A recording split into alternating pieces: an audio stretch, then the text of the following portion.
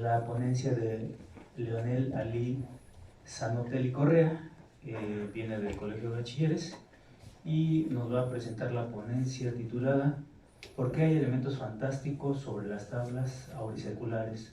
Los casos de las promesas de Juan Ruiz de Alarcón y el galán fantasma de Pedro Calderón de la Barca. Adelante, por favor.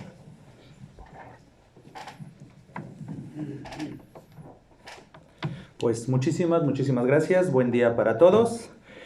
Pues antes de iniciar, quiero agradecerle a la doctora Isla Campbell y al comité organizador por haber tanto aceptado mi trabajo, así como por todas las facilidades y los gratos momentos brindados a lo largo de estos días. Infinitas gracias. Y asimismo quiero darle las gracias a cada uno de ustedes por su presencia y por su apoyo, ¿no? Tanto a las personas que están aquí, ayudándonos en la cuestión tecnológica, tanto en la cámara y demás. Pues bueno, entonces, ya que está llegando ahorita la doctora Isla Campbell, le agradezco, le doy infinitas gracias por todas las atenciones. Pero bueno, sin más preámbulo, comienzo mi comunicación. Comunicación que es en memoria de dos personas fantásticas y trascendentes en mi vida, quienes infelizmente fallecieron el año pasado. Por un lado, mi madre, Otilia Correa Martínez, y por el otro lado, mi mentor, el doctor Aurelio González y Pérez. Para ellos, la siguiente comunicación. Es por muchos sabido que entre los siglos XVI y XVII, España vio en el teatro su principal forma de entretenimiento, lo cual desembocó en un importante número de autores y de obras, situación que implicó la necesidad de ir buscando no solo nuevas historias, sino nuevas formas de contarlas.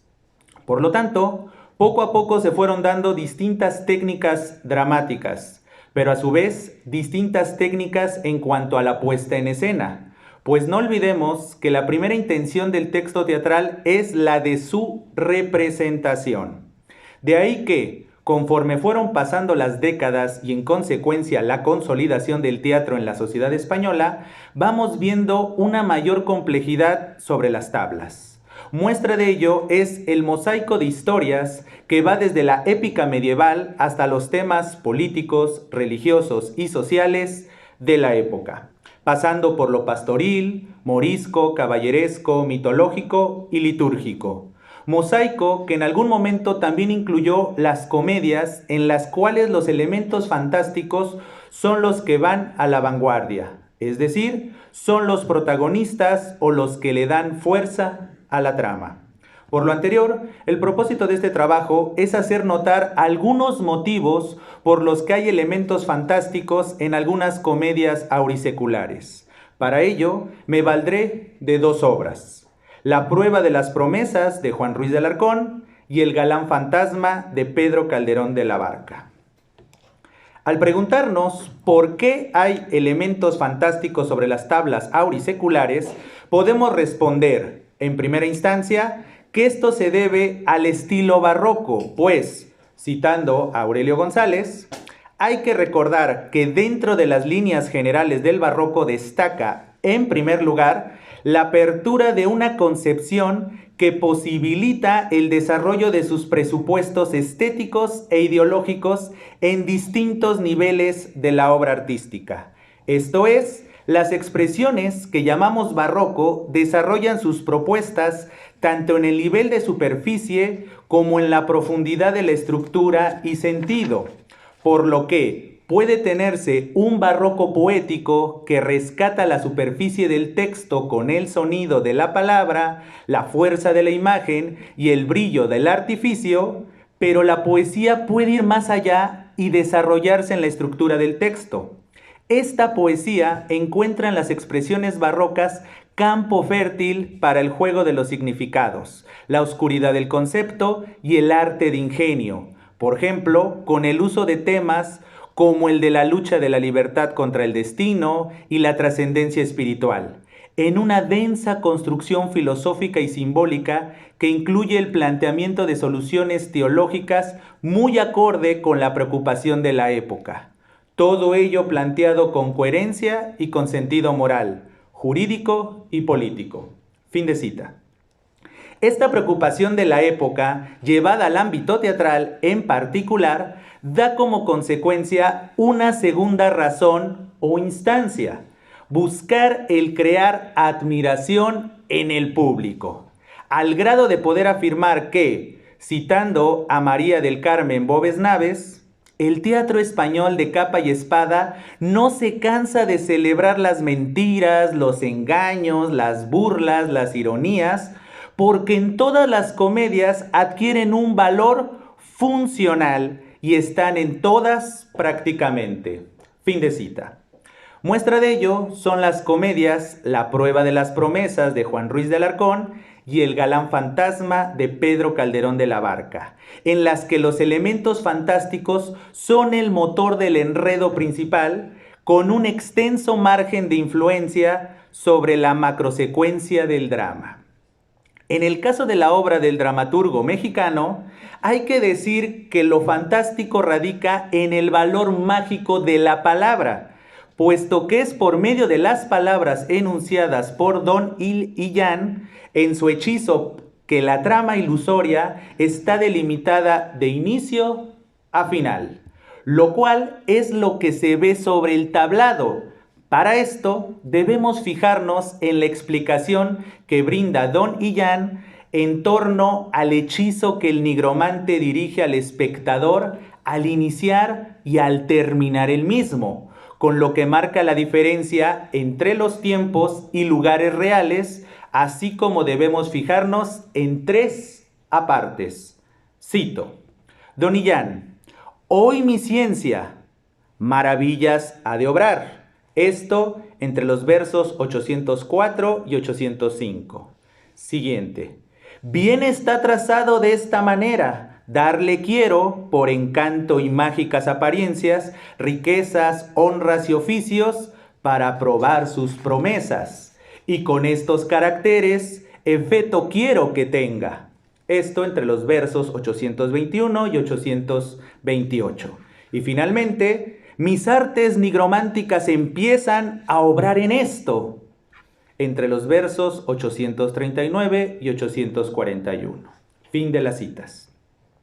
Este recurso de los apartes y lo que en ellos se dice nos sirven para distinguir el plano real y el plano mágico, pues, citando a Lilian von der Walde, obligan al público asistente a la puesta en escena a notar el intencionado fenómeno metateatral, y así es posible indicar que, en la comedia, la reduplicación se vuelve explícito juego dramático en cuanto que, desde la perspectiva de la recepción, se observa la aparición de una suerte de teatro, la ilusoria fábula de la prueba, dentro del teatro, otra fábula ilusoria que es la realidad en la ficción, el marco. Fin de cita. El juego dramático se apuntala en el momento en el que se refieren a las fantásticas figuras en boca de don Enrique, es decir, en el verso 1188, las cuales otorgan verosimilitud a algunos aspectos de la fábula insertada, como lo son los personajes que vemos o no sobre el tablado. Por el lado del comediante madrileño, es la ocultación de la identidad la responsable del avance de la acción dramática y como tal tiene una presencia dominante en la construcción total de la obra. Aunado a esto, en el caso de El galán fantasma, citando a Dan Cassés, en la construcción de esta mentira confluyen elementos espectaculares y dramáticos que permiten el juego de confusiones. Se insertan en una trama que funciona según un código de verosimilitud que no admite lo maravilloso como parte de su universo dramático, y esto garantiza su eficacia en la construcción del drama. Fin de cita.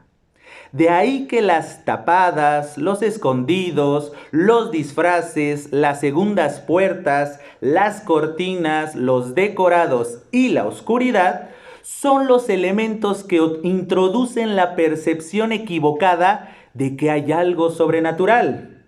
Lo anterior, potencializado también en el valor mágico de la palabra, que en este caso lo vemos con el uso del término fantasma, el cual muestra algunas creencias populares representadas por el gracioso de la obra, Candil, así como crea y conserva un contexto en el que funcionen los mecanismos espectaculares, en miras de la sorpresa, la admiración y la risa.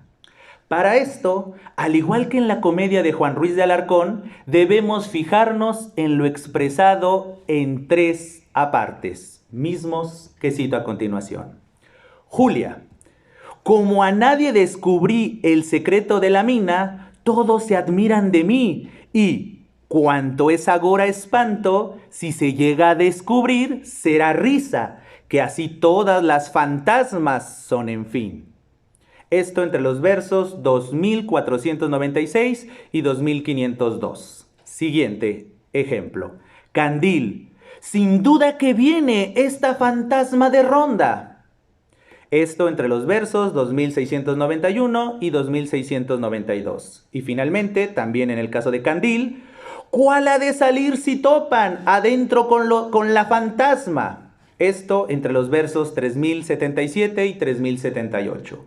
Fin de las citas. Esta mezcla entre el estilo barroco y la búsqueda de los comediantes por crear admiración en el público satisfacen a su vez una realidad existente en la comunidad hispánica de la época, algo que podríamos denominar espiritualidad vulgarizada. Esto es, la concatenación de usos que se caracterizan por entremezclar términos, conceptos y escuelas del pensamiento sin dificultad alguna, por lo que rondan entre el credo cristiano, la filosofía y las supersticiones. La fusión de estas 3 razones o instancias la podemos ver en distintos tratados y tratamientos. Por ejemplo, a finales del siglo XVI, el jesuita Martín del Río distingue 3 formas principales de magia: la magia naturalis, la magia diabólica y la magia artificiosa, donde la primera se caracteriza por ver cómo prevalece el dominio casi técnico de la naturaleza, mientras que la segunda se caracteriza por una manipulación aparentemente técnica de la naturaleza, pero secretamente basada en una manipulación retórica del mismo mago por el demonio. Y finalmente, la tercera se caracteriza porque el mago vincula el acto técnico a un acto retórico, debido a que finge efectos sobrenaturales con medios materiales. En este último tipo de magia es este último tipo de magia el que preponderó en los tablados españoles, puesto que en ellos se pudieron ver ciertas técnicas de ilusión óptica, como las anamorfosis, los aparatos catóptricos o los trucos del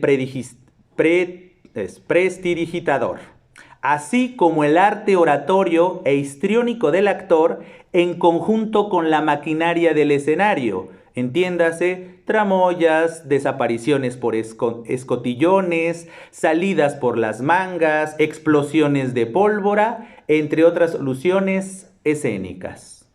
No obstante, a pesar de estos artilugios mágicos, en todas las comedias de este tipo, al final se revela el secreto de la magia, hecho que la mayoría de las veces tiene como intención evidenciar y en consecuencia erradicar los elementos supersticiosos que pudieran tener algunos asistentes a la obra. Es decir, hacer referencia de las supersticiones vulgares como un recurso satírico moral para censurarlas por medio de la religión y del racionalismo, y así apuntalar lo dicho en obras como tratado muy sutil y bien fundado de las supersticiones y hechicerías y vanos conjuros y abusiones, publicado en 1529 por Fray Martín de Castañega. Otra obra, Reprobación de supersticiones y hechicerías, publicado en 1530 por Pedro Sánchez Ciruelo. Otra obra, Reglas para la dirección del espíritu, escrita en 1628, aunque publicada de manera póstuma. El discurso del método, publicada en 1637, y Tratado del hombre, publicada en 1664, todas ellas escritas por René Descartes, o Descartes, como lo queramos mencionar, obras en las que podemos ver, en cierta medida, la simbiosis entre ciencia, religión y filosofía. En suma, las comedias La prueba de las promesas de Juan Ruiz de Alarcón y El galán fantasma de Pedro Calderón de la Barca nos muestran que las razones por las cuales hay elementos fantásticos sobre las tablas auriculares son representar las preocupaciones de la época de forma tal que logran las tan anheladas admiración y sorpresa, así como la toma de conciencia de lo equivocadas que estaban ciertas creencias de carácter supersticioso. Esto desarrollando la agudeza y el arte de ingenio tan característicos en los autores de la época. Muchísimas gracias.